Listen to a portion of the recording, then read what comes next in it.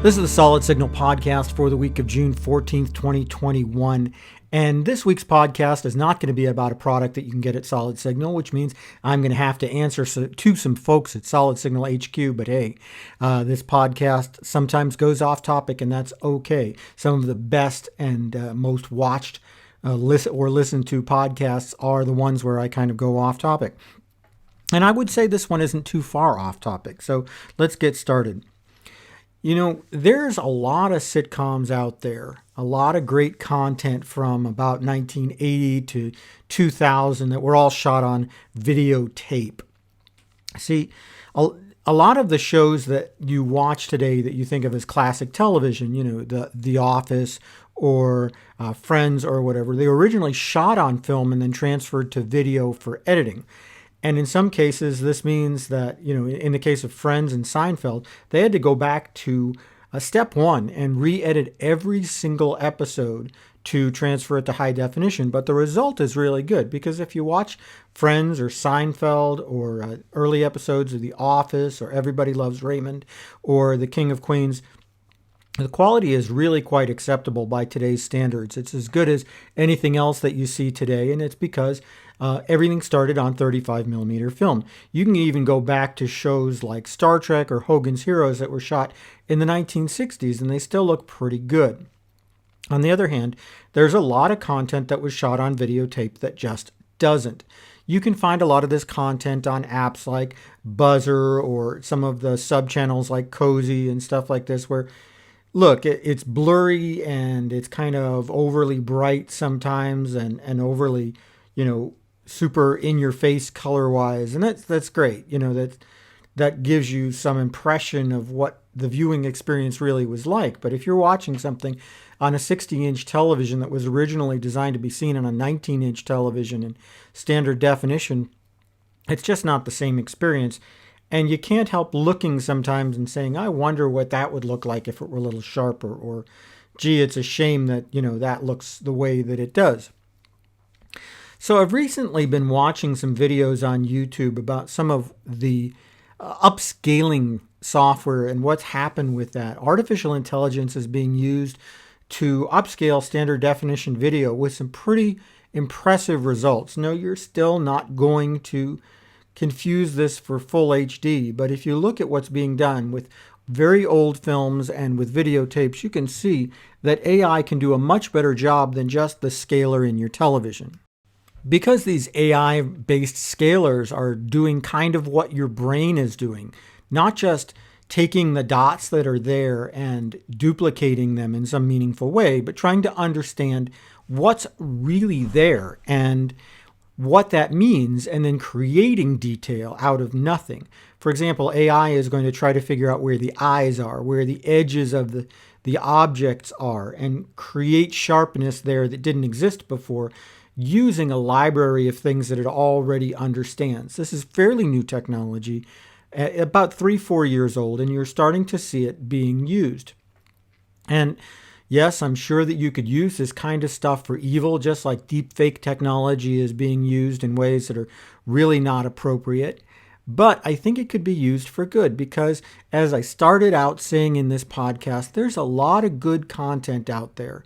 Maybe not, you know, award-winning literature type content, but there's a lot of good stuff out there that could be fun to watch if it weren't so darn blurry. I'm going to take, for example, there's an old sitcom called Three's Company, which you probably remember if you're old enough to have seen it firsthand. And look, this is not, you know, great literature by anybody's standards. But, you know, John Ritter was a great physical comedian, and it's a lot of fun to watch. But it only exists on videotape, and the quality is so bad that sometimes it's just kind of hard to watch. When I watch sitcoms from the 1980s, I tend to want to watch them on smaller televisions in a guest room or something like that, or watch from a great distance so that the poor quality really isn't as obvious. But I think AI could take this stuff and add quality to it so that it becomes a little bit more watchable. Now, wait, you're thinking for a second, you know, doesn't that go against the original filmmaker's intent? Well, maybe. The idea of filmmakers' intent was thrown around a lot when you talked about colorizing old black and white movies, because there was a time when a filmmaker really made a conscious decision to choose black and white or color. But more often than not, I would say at that time, the decision was made for them based on budget. It wasn't really the filmmaker's intent, it was just a budgetary thing. And the same thing with videotape. A lot of this stuff was shot on videotape, whether you're talking about old game shows, old sitcoms, news footage, that kind of thing, because that's the amount of money that they had to spend. And I would say the intent was for people to watch it and enjoy it. And as long as they're doing that, then the filmmaker's original intent is being honored. I wouldn't use this technology for things where we're really trying to figure out what the real honest details are, because, that's not fair. This isn't CSI. You can't invent stuff that ends up holding up in court. That never really ended up being true.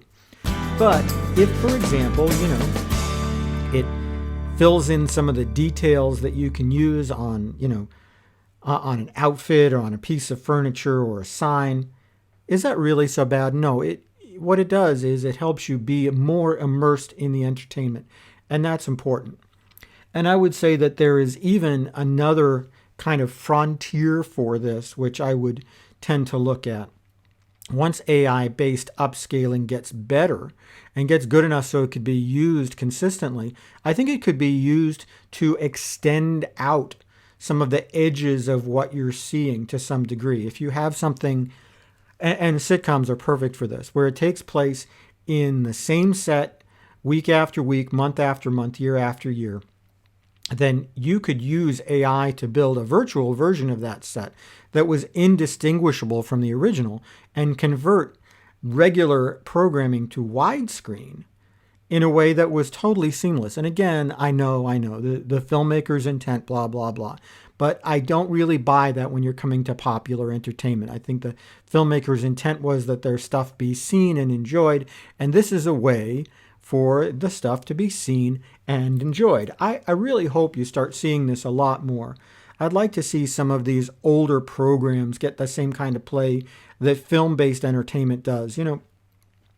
Friends was incredibly popular in its day, and so obviously there was a lot of money involved in remastering it, and it had to be done very manually. But just imagine if you could run some of these older things through basic filters that made them look pretty darn good, then, well, there might be a lot of market for this kind of stuff. I mean, if one show is really your cup of tea, just pick your favorite show from the 1980s, whether it's, Family Matters or Family Ties or anything else with the word family in it, or Saved by the Bell if you're the kind of person who really loves that show.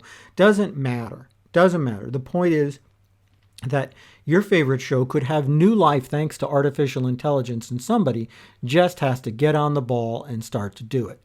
That's my podcast for this week. I hope that somebody who really needs to hear this will actually hear this, because why not? Why not try to take some of this older content and capitalize on it?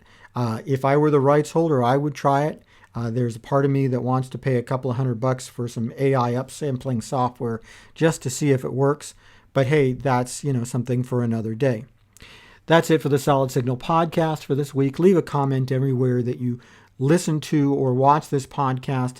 Like and subscribe. It makes me look good to my bosses. And I will talk to you more next week with even more fun and hilarity.